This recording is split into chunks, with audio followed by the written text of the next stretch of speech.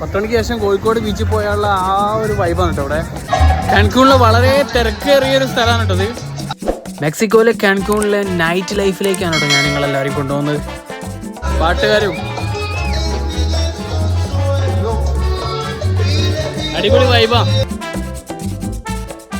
അടിപൊളി വൈബാണെന്ന് വെറുതെ പറയണല്ലോ കേട്ടോ. ഒരു ഉത്സവം പോലെയാണ് കേട്ടോ. നമ്മൾ ഈ കോഴിക്കോട് ബീച്ചിൽ 10 മണിക്ക് ശേഷമൊക്കെ പോയി കഴിഞ്ഞാൽ ഒരു കളർഫുൾ അറ്റ്മോസ്ഫിയർ, ആ ഒരു കിഡിലൻ വൈബായിരുന്നു അവിടെ.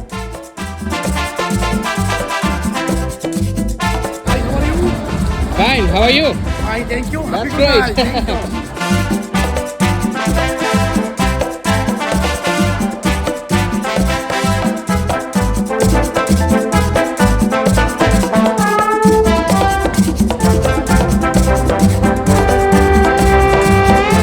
നമ്മളെ കോഴിക്കോട് ബീച്ചിലൊക്കെ ഒരു 10 മണിക്ക് ശേഷമൊക്കെ പോയുള്ളൊരു ഫീലില്ല. അതുപോലെ 10 മണിക്ക് ശേഷം കോഴിക്കോട് ബീച്ചിൽ പോയുള്ള ആ ഒരു വൈബാണ് കേട്ടോ അവിടെ.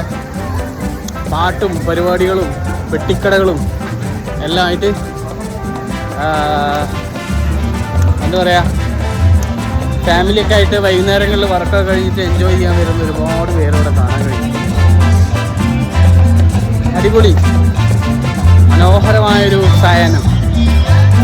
സത്യം പറഞ്ഞാൽ മെക്സിക്കോയിലേക്ക് വരുന്നതിന് മുന്നേ ഭയങ്കരമായിട്ടൊരു പേടി ഉണ്ടായിരുന്നു കേട്ടോ എനിക്ക്. കാരണം നമ്മൾ ഈ ന്യൂസുകളിലും അതുപോലെ തന്നെ റീൽസുകളിലൊക്കെ കണ്ടിട്ടുള്ളത് മെക്സിക്കോൻ്റെ ഒരു നെഗറ്റീവ് ഷെയ്ഡാണ്. കാരണം എന്താ വെച്ച് കഴിഞ്ഞാൽ ഒരുപാട് ഗ്യാങ് വാറുകളും അതുപോലെ തന്നെ മാൻ മിസ്സിങ്ങും കിഡ്നാപ്പിങ്ങും ഒക്കെ ഒരുപാട് വിഷയങ്ങൾ നമ്മളിങ്ങനെ സെർച്ച് ചെയ്തപ്പോൾ കണ്ടു. പക്ഷെ അതിനൊക്കെ അപ്പുറത്തായിട്ട് വിഭിന്നമായിട്ട് വിപരീതമായിട്ട് മനോഹരമായിട്ടുള്ള എന്താ പറയുക, എൻജോയ് ചെയ്യാൻ പറ്റുന്ന, നമുക്ക് സെലിബ്രേറ്റ് ചെയ്യാൻ പറ്റുന്ന ഒരു ബ്യൂട്ടിഫുൾ സ്പോട്ടായിട്ട് എനിക്ക് തോന്നി കാൻകൂൺ.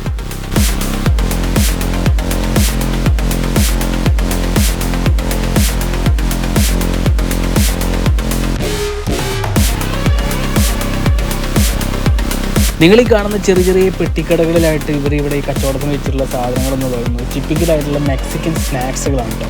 കണ്ടു കഴിഞ്ഞാൽ നമ്മളെ ഈ സുഗീന് പോലെ, അല്ലെങ്കിൽ മുളക് ബജി പോലെ, അല്ലെങ്കിൽ എന്താ പറയുക ഉണ്ടംപൊരി പോലെ, അല്ലെങ്കിൽ എന്താ പറയുക നമ്മുടെ ഈ പഴംപൊരിയൊക്കെ പോലത്തെ കാഴ്ചയ്ക്ക് അങ്ങനെ ആണെങ്കിലും പക്ഷേ ടേസ്റ്റ് ഷുഗറാണ്. ഷുഗറി ഐറ്റംസാണ് അധികം സെല്ല് ചെയ്യുന്നത്.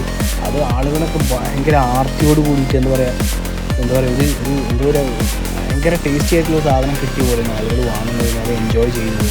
അതുപോലെ തന്നെ ഈ ഒരു നൈറ്റ് ലൈഫ് അവരങ്ങ് സെലിബ്രേറ്റ് ചെയ്യുന്നത്.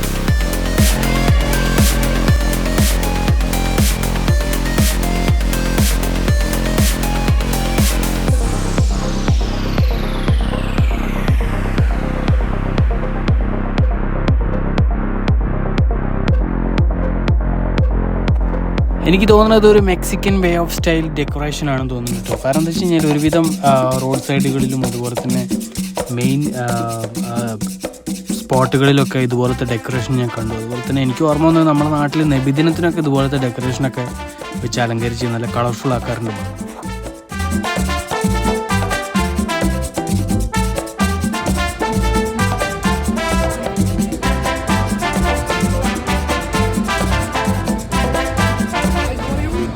Fine, how are you? Fine, thank you. That's great.